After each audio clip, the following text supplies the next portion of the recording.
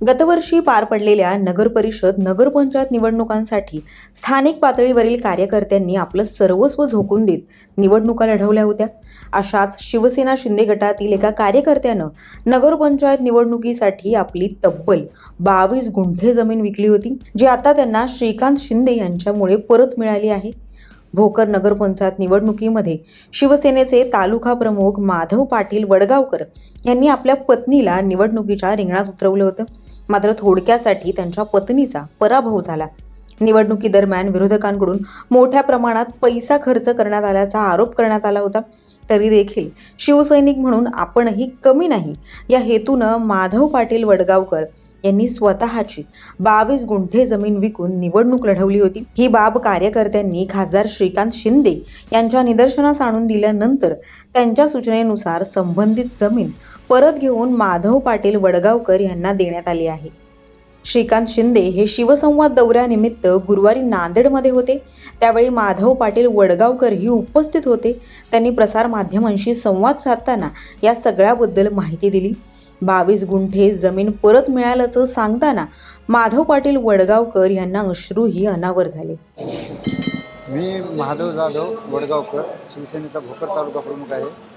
2025च्या नगरपालिका निवडणुकीमध्ये माझी पत्नी सौ लक्ष्मी महादेव जाधव ही प्रभाग क्रमांक 2मधून शिवसेनेतून उभी होती। ही इलेक्शन एक प्रभावीपणे लढावं त्यासाठी मी शेती गहाण ठेवली होती आणि त्यानंतर इलेक्शनमध्ये माझा पत्नीचा निसटता पराभव झाला आणि आढावा बैठकीमध्ये ज्यावेळेस 13 तारखेला श्रीकांत शिंदे साहेब नांदेडला आले होते त्यावेळेस त्यांना ही बाब समजली की आपल्या एका कार्यकर्त्यांनी शेती विकली आणि शिंदे साहेब असो का एकनाथ शिंदे साहेब असो ह्यांची शेतीची नावं जुळलेली आहे।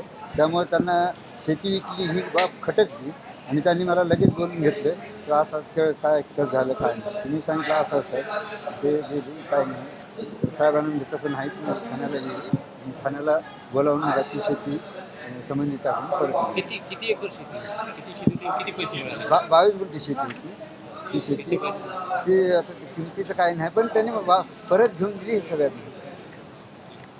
पैसे खूप लागले पण देणारे बी दातृत्व शक्ती पण पाहिजे ना, कारण मी आतापर्यंत 30-35 वर्ष समाजकारण राजकारण केलं पण मी एकनाथ शिंदे साहेब श्रीकांत शिंदे साहेबासारखा नेताच बघितला नाही। कारण बोले तसा चाले त्याची वंदावी पावले। राजकारणात खूप आश्वासनं खूप ढिगभर देतात पण इतभर बी माणूस काय करत नाही। पण ह्यांनी न बोलता सुद्धा आणि कोणालाच माहीत नाही, आमच्या आमदार साहेबाला माहीत नाही, जिल्हा प्रमुखाला माहीत नाही की काय केलं काय नाही, पण शेती त्यांनी परत घेऊन आई वडिलांची काय भावना काय?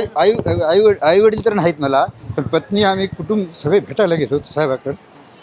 म्हणजे त्यांना सुद्धा वाटले की आपल्याला कोणीतरी आहे।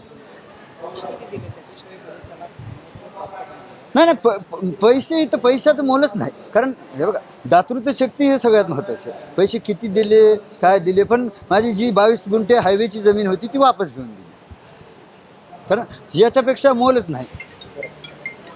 दरम्यान या संदर्भात श्रीकांत शिंदे यांनी आपल्या सोशल मीडिया अकाउंटवरून पोस्ट देखील केली आहे। तर नांदेडमधील कार्यकर्त्यांशी संवाद साधल्यानंतर ते माध्यमांशी बोलत होते। त्या दौऱ्याच्या माध्यमाने कार्यकर्त्यांशी बोलत असताना आमच्या ऐकत आहे जाधव तर त्या तालुका प्रमुखाने त्यांनी स्वतःनी काही सांगितलं नाही। चर्चेमधून जे आहे ह्या तालुका प्रमुखाचं नाव आलं, संघटना कशा प्रकारे त्या ठिकाणी महानगरपालिकेला त्यांनी निवडणुका लढवल्या होत्या। तर अशा त्या बोलण्यातून जे आहे ते असं कळलं की बाबा जेव्हा निवडणुका लढवल्या काही मतांनी जे आहे त्याचा पराभव झाला पण त्यांनी आपली जमीन जी आहे ती त्या ठिकाणी गहाण ठेवली आणि अशा या परिस्थितीमध्ये जे आहे कार्यकर्ता पक्ष कसा वाढेल याच्यासाठी काम करत असतो। तर त्या कार्यकर्त्याच्या मागे देखील पक्ष ठामपणे उभा आहे हे देखील त्याला सांगण्याचं काम आम्ही त्या वेळेस केलं आणि आज माननीय मुख्य नेते उपमुख्यमंत्री एकनाथजी शिंदे साहेबांच्या माध्यमाने त्या आमच्या कार्यकर्त्याला त्याची जमीन देखील परत त्याच्या नावावरती जी आहे ते 1 महिन्यामध्ये करून जे आहे ते त्या ठिकाणी मिळालेली आहे। तर जेव्हा जेव्हा अशा गोष्टी ज्या आहेत त्या कानावरती येतात तर कार्यकर्त्याच्या मागे ठामपणे उभं राहण्याचं काम पक्ष संघटना या ठिकाणी करत असते, पक्षाला ताकद देण्यासाठी काम करत असते।